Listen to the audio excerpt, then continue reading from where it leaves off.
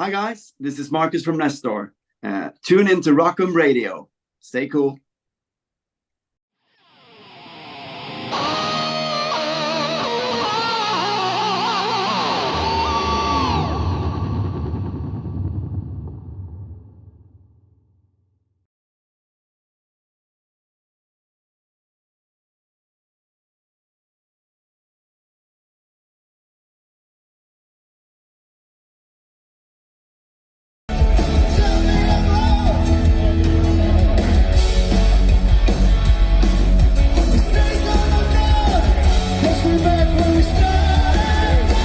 How have fans and critics responded since release of Teenage Rebel just weeks ago? Oh, we got so much nice words and comments, and people have taken the album to heart and really given us credit for our work. So we're super happy and grateful, almost pinching our arms. It's amazing. So heartwarming.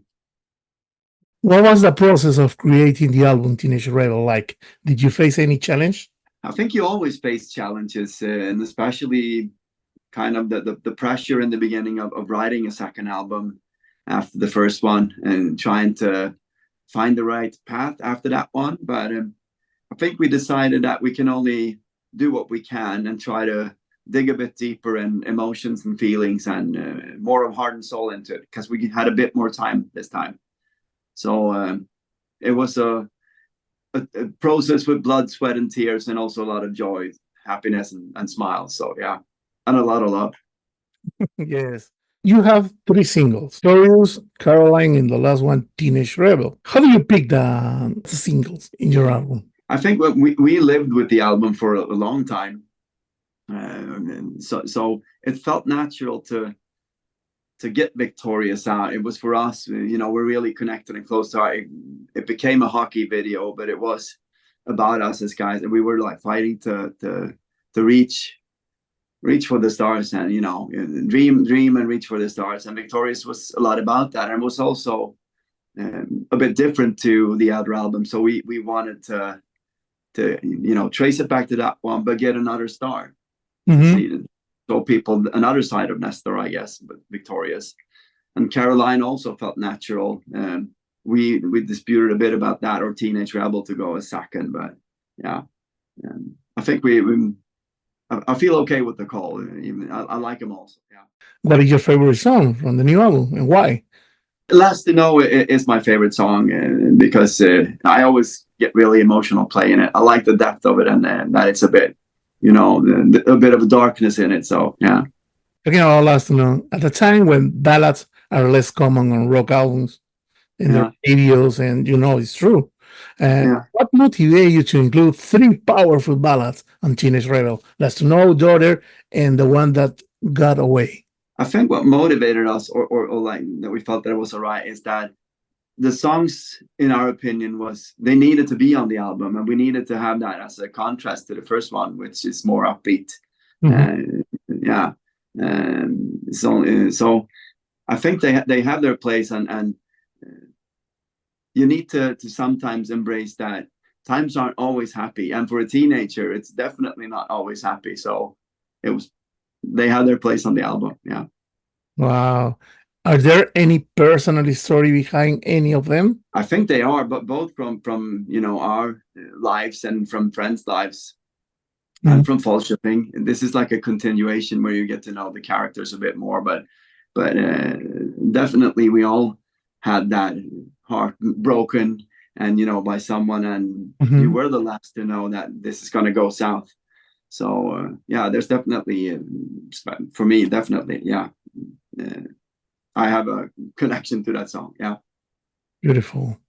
How do you balance the nostalgia of the 80s with a fresh and contemporary sound? I think we balance it by just embracing that we are definitely influenced by the great musicianship, the great songs, and that bands were larger than life and made people feel it back in the days. We embraced that with creating songs for 2024. So it's a part of our DNA, but the songs we create are 2024. They're hopefully good music now, but inspired by these great stars and musicians and great bands. Your music has been described as the elixir of youth. How do you feel about receiving such praise from the press?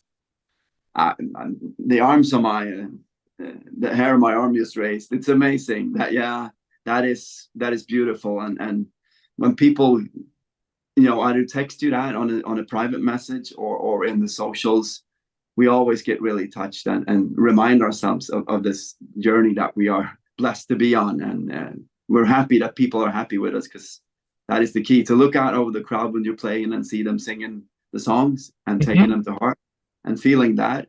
That's great. Yeah. Beautiful. Talking about concerts, you have shared a stage with legends like Alice Cooper, Def Leppard, and Kiss. Yeah. What has been your most memorable live experience so far? I think that we've shared with, as you say, a lot of great bands and festivals, and we played Sweden Rock Now. It was a huge crowd. That was amazing. But the first time we came back to Falköping on our festival, and 3,000 people from our area came to that small park and sang along with us all night long. And that was amazing, and really, it's hard to describe, but the feeling of coming back to your small hometown, the ghost town, and people joining forces to be there for you, that was amazing. Yeah. Wow. Yeah. After 3 decades of hibernation, you returned with Kids in a Ghost Town in 2021. What motivated you to reunite and return to music? We said back in the days, in 96, 97, that let's take a break. And we did.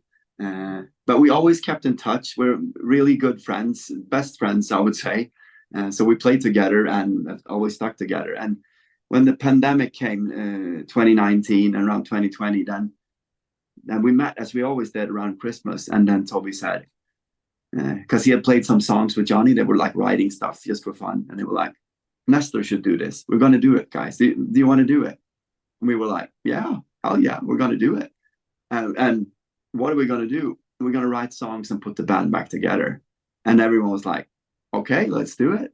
And we just went for it. So why not? Yeah.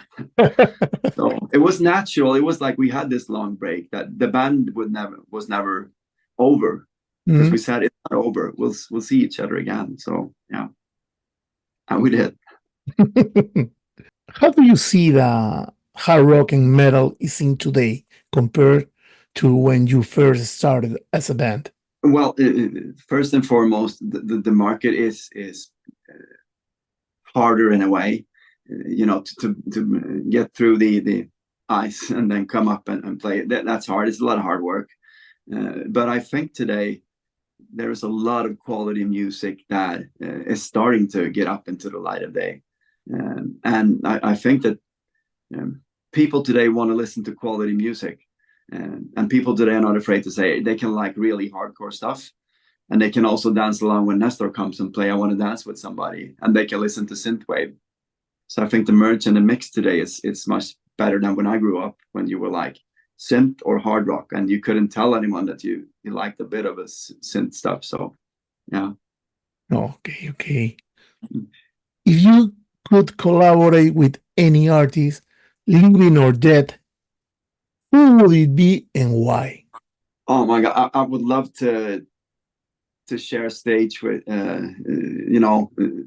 Survivor from like Vital Signs, that era, and just ride along and do shows with him and enjoy the great musicianship and his singing. It's like, yeah, please.